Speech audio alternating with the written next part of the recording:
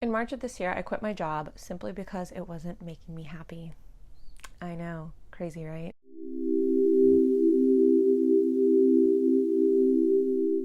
I didn't have a backup plan, but I knew that it was time for me to leave the workforce in general because essentially I was just burnt out and I needed to take some time away to recover my energy, try to understand what is it that I want in terms of my career, and figure out how to do that for myself.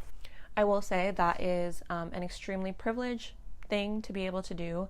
I have been able to set myself up where I could take some time off to kind of reprioritize my career, reprioritize my values, and reprioritize what it is that I actually want to do with my career path. If that is something that you can ever take within your career, especially if you're feeling burnt out, I highly encourage you to do so, because I do think burnout culture is extremely prevalent and real, and I know so many people that are burnt out. But this video is not about that. This video is about the lessons that I've learned from working in the corporate world, and especially now that I've had the time to kind of reflect and sit back and think about, the things that worked really well and things that didn't. I want to share some of those pieces of advice with you all. One of the most important pieces of advice that I want to share with you, especially if you're just entering the workforce, is do not let your career define you. This is something that I really had to kind of learn. I built an entire identity around my career. I was girl boss, boss babe to the max. And don't get me wrong, my career is still a very huge part of what I value about myself. I value my ability to work hard. I've been working since I was 14, and even throughout college, working 3-4 jobs. It's just something that it's always been prevalent in my life. So for more than half of, or I guess not half, but for a very for a huge part of my life, I have been working. So that's also why I thought it's just who I am. Working sim is just that's me. If you do begin to do that, if you do begin to associate your entire being with your career, you're gonna be burnt out. You're going to feel the impacts of hustle culture, and it's not gonna be fun. And I've read books where people literally have mental breakdowns in the middle of Times Square just because they're completely burnt out, and I'm that's not gonna be me. So this is where we're at. Don't let your career define you. Understand that it's important, but it doesn't need to be the only thing that you focus on. Take your work seriously, but don't take yourself seriously. Does that make sense? Another big piece of advice that I'm going to share, especially if you're interviewing or whatever the case is, learn to tell your story. I cannot tell you how valuable this piece of information is. A good storyteller will always be able to charm an interviewer, truly. And that is a very good skill to learn. I really think that's just what interviewing is about, is learning how to tell your story, talking about the lessons that you've learned, the challenges you've faced, and the passions that have come out from the jobs that you've held. So hope that helps. This is a big one. I don't want you to let the fear of not knowing stop you from doing anything. And this also kind of ties in with imposter syndrome. I dealt with imposter syndrome so much. I just remember feeling incompetent, not good enough, and just not feeling like I belonged in certain places because so many people around me were so intelligent and so smart, and they graduated from these crazy Ivy League universities, and I had to change that narrative to really tell myself no, if I think I'm surrounded by intelligent people, I deserve to be there, because that in turn also means I'm an intelligent person. And a step further than that, I really had to think to myself, is just why would I ever want to be the smartest person in the room?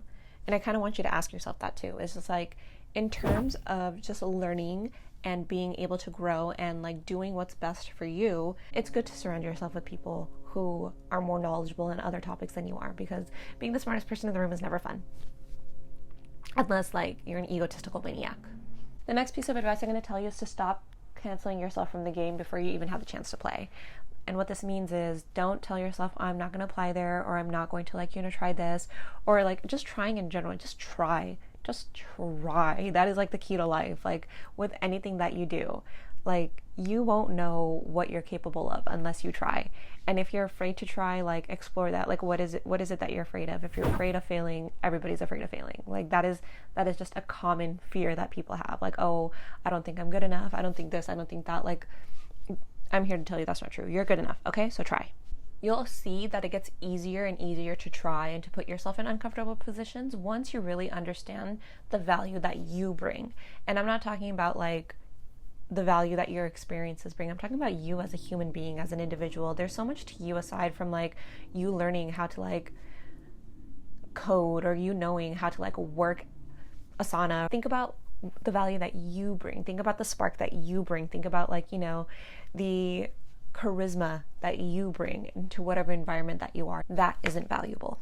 So stop doubting your capabilities, take time to understand your why, and you'll be on the track to understanding the value that you bring to a company. Something that I'm a huge advocate for is cultivating meaningful relationships and basically just talking about marketing. Oh, what? No, I'm talking about networking. Networking. We're talking about networking, okay? I remember one of my professors in college told us that it doesn't matter what you know, it matters who you know. And I took that and I just ran with it. I've been able to make really cool connections just by like talking to people. So, you know, put yourself out there. Even if you're finding this hard to do, like talk to the people that you actually do know. Find out who your coworkers know. Find out who your parents know. Find out who your cousins know. Find out who your aunts know. Find out who your uncles know. Just talk to people. Find out who people know. It's really cool. One of the best pieces of advice that I received was from my previous boss. And what she told me is that once you understand that like everything is energy, including work, then you can start seeing as work as energy, and you can figure out how to like work with things that either give you energy or understand things that are depleting from your energy and work accordingly. And I was just like, girl, that is really good advice. Once you understand that, you can learn how to invest your energy wisely.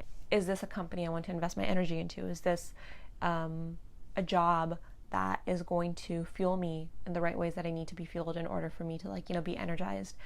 That's kind of the lessons that I took from that, and it's helped me kind of understand how I want to navigate my career going forward. So I hope that helps. You need to learn how to stand up for yourself. I say this all the time, especially as a woman of color. It's very important, especially in the workplace. It's very important. Learn how to set boundaries with your supervisors, with your coworkers, whatever the case is. Learn how to say no. Learn how to call people out. Learn how to call people in, and learn how to do all of that, like, you know, respectfully. It's definitely possible. But I will say, you know, if you're a woman of color, just learn how to stand up for yourself. Something else I'll share is to always ask. This means to always ask for more money when negotiating at, like, you know, the beginning of a salary negotiation or at a raise, or to ask for that promotion. Don't wait for it. I'm a huge advocate for just asking for your needs and, like, you know, letting it come to you, because if you're waiting for something to come, like, your subconscious is now at that place where it's just like, oh, I'm in the waiting period. I'm just gonna wait. Like, I'm gonna wait for this to happen to me. But you really have to create the change you want to see. So don't wait, honey. Act on it. If you want something, go get it. It's that simple. The last piece of advice I'm going to give to you is maybe kind of obvious at this point, but it's to take risks. And it sounds scary, but I think some of the best career opportunities have come from me taking risks and just believing in myself.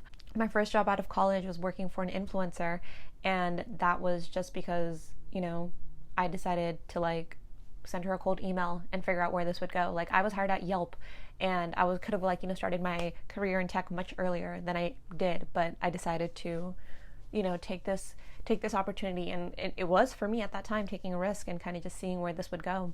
And through that, like, you know, I got so many cool, my network just expanded, like, you know, exponentially, and I got to meet so many cool people. I got to go to so many cool events. I got to just experience so many cool things, and that would have never happened unless I took a risk within myself. I decided to, like, you know, literally just start emailing people that I'd wanted to work for instead of companies. Like, you know, just figure out what it is that, like, is calling you, and, like, you know, go for it. I also think, like, you know, that me doing that in college is part of the reason why I'm comfortable, like, you know, just like free falling right now in terms of just quitting my job without a backup plan, because I know things will work out for me.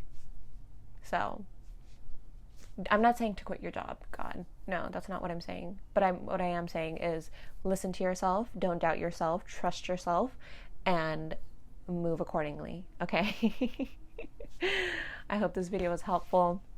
I hope you learned something from it. If you liked it, give it a thumbs up. If you're not subscribed, please subscribe to my channel. It would mean the world to me. I will see you next week with another video.